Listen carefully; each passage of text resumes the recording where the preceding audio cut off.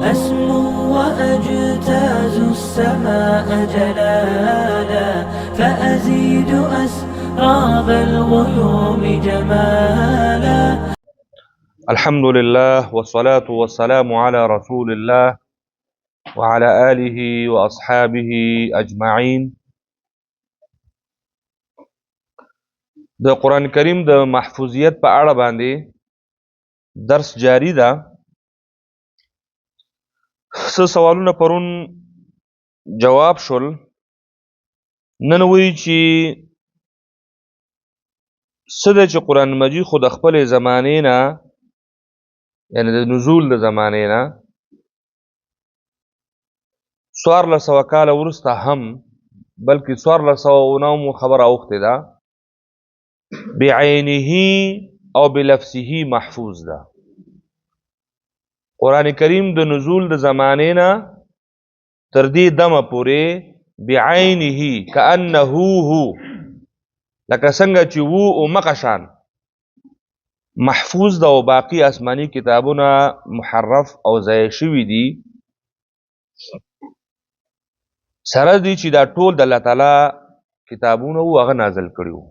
فرق په څه شي کې ده؟ متوجه یاستئ؟ سوال ده، تورات، انجیل، زبور او قرآن دا ټول د الله تعالی کتابونه دي. قرآن کریم 1400 کاله بعد هم مقشن محفوظه، لکه څنګه چې په اوله ورځ باندې راغلی و. دا هم د الله کتاب ده، تورات هم د الله کتاب و، انجیل هم د الله تعالی کتاب و. هغه ولې ضایع شول او دا ولې محفوظ ده؟ سوال هم واغسته.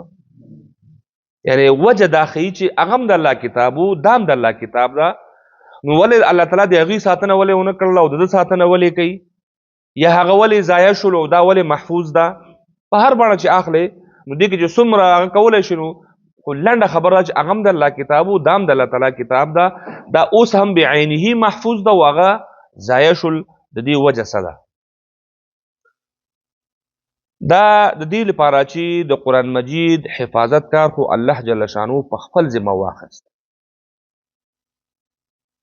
او د دې نه مخکې نازل شوو کتابونو حفاظت انسانانو ته حواله کړی شوی. لویه وجه ده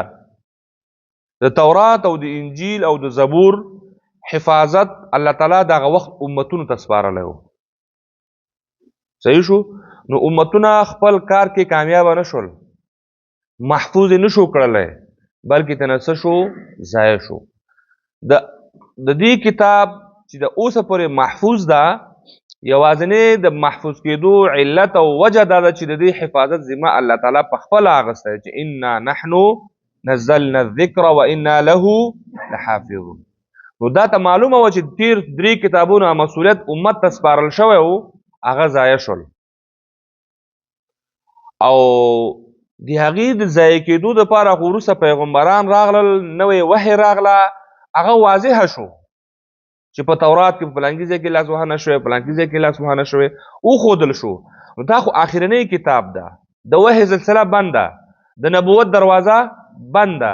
که چېرته دا هم الله تعالی په خپل ذمه نه وی اخیستی او امت ته یې سپارلی وی، کېدای شي چې امت داسې یو سرنوشت سره مخ شو چې دا به ضایع شوی و، خو څوک ورباندې پوهېده هم نه. ځکه په ما او په تا او په چا باندې خو وحی نه راځي، وحی خو په انبیاو راځي. رسول الله صلی الله علیه وسلم آخري نبي و، د نبوت دروازه بنده ده. دا د دې د قرآن هغه خدا نه اخسته، که داسې امت ته سپارل شوی، موږ غوندې بېکاره امت ته که سپارل شوی وی، نو څه فکر کوو چې د تورات او د انجیل نه به د ده حالات ډېر بدتر و. موږ په داسې مسایلو کې نښتي وو، په داسې مسایلو کې چې هغه له سره ضرورت نه لري، خدای به چې قرآن نه به م څو ټوټې جوړ کړی و.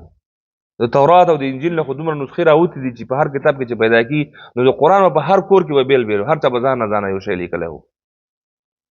سره د چې قرآن موجود ده، حدیث موجود ده، فقه موجود ده، مستند کتابونه موجود دي، بیا هم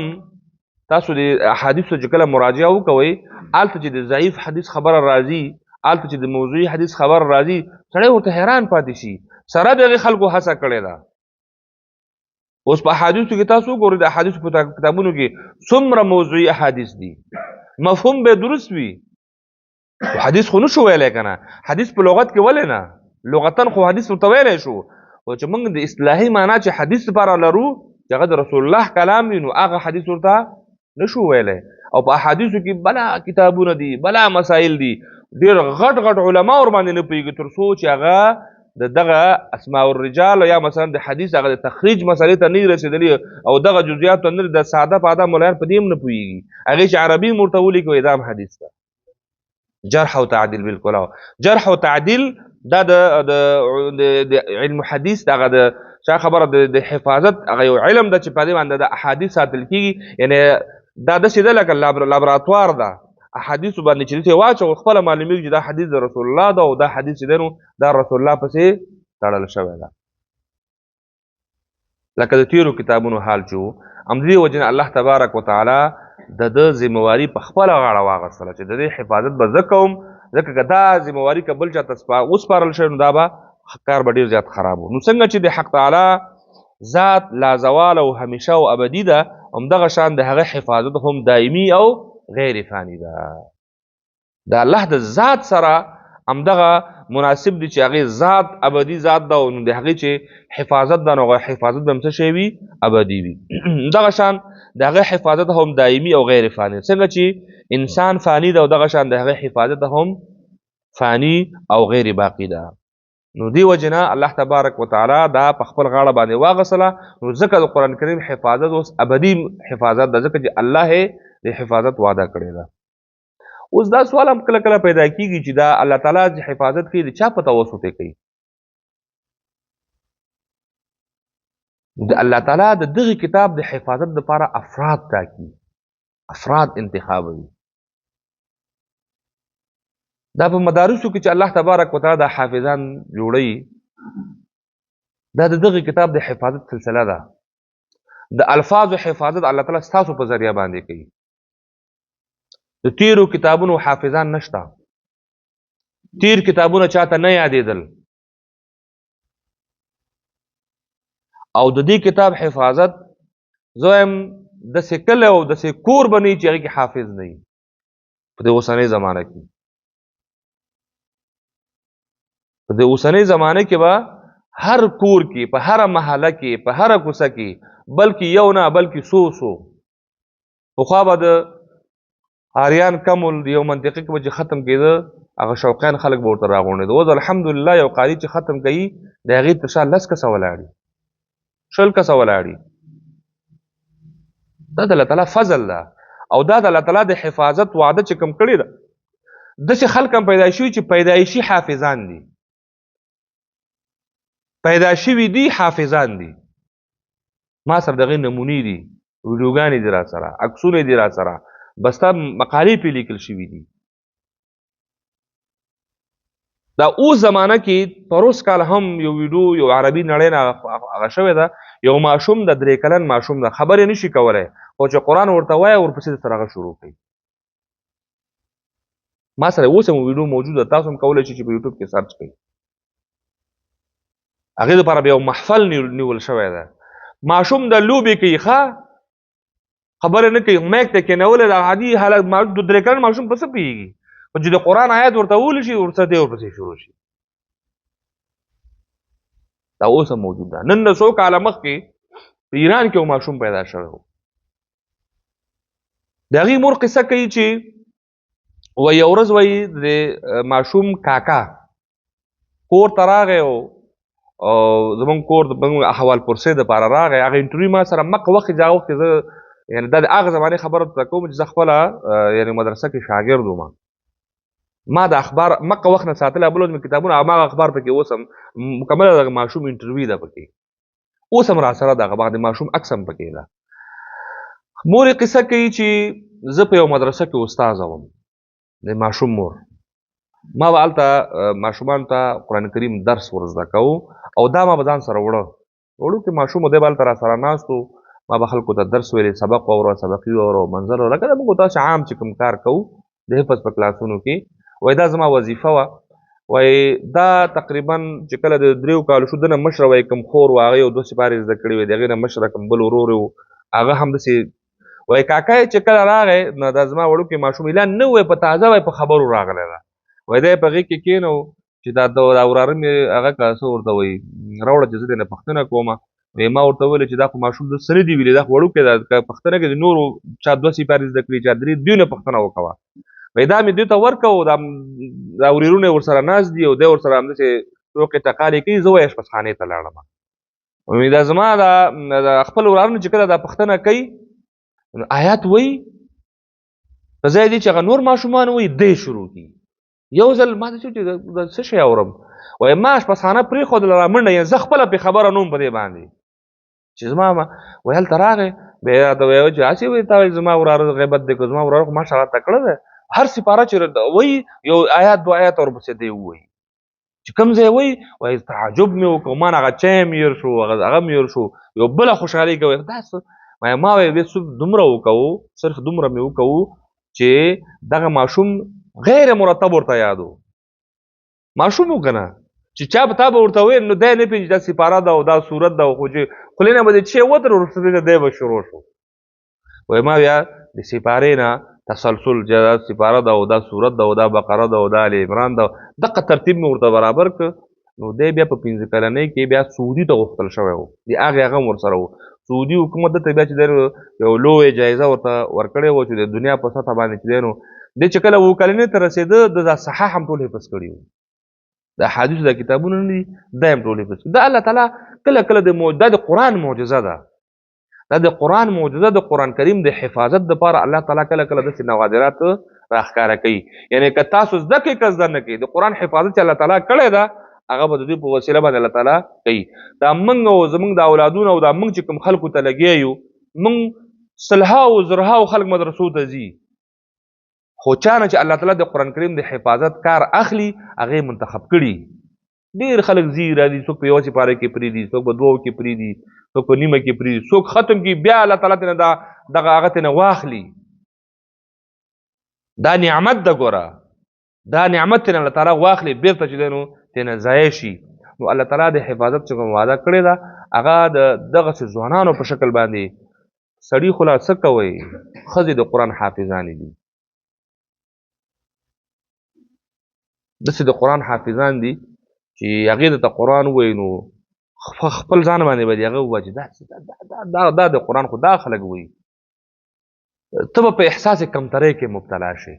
ځکه دا د الله تعالی دین ده او د الله تعالی کلام ده او د الله تعالی د حفاظت چې کوم وعده کړې ده د هغې د هر چا په توسل باندې هغه پوره کولی شي زه وایم چې که انسانیت نه پاتې شو که نه پرندګانو به د الله تعالی ځکه چې الله تعالی د حفاظت وعده هغې به هم دا کلام زده کوي خو د دې حفاظت به کېږي او تر قیامته پورې به انشاءالله په دې باندې زموږ او ستاسو ایمان ده بل سوال وایي چې دا څنګه معلومه شوه چې د قرآن مجید د حفاظت کار خپل الله تعالی په خپل ذمه اخیستی او د نور کتابونو د حفاظت ذمهواري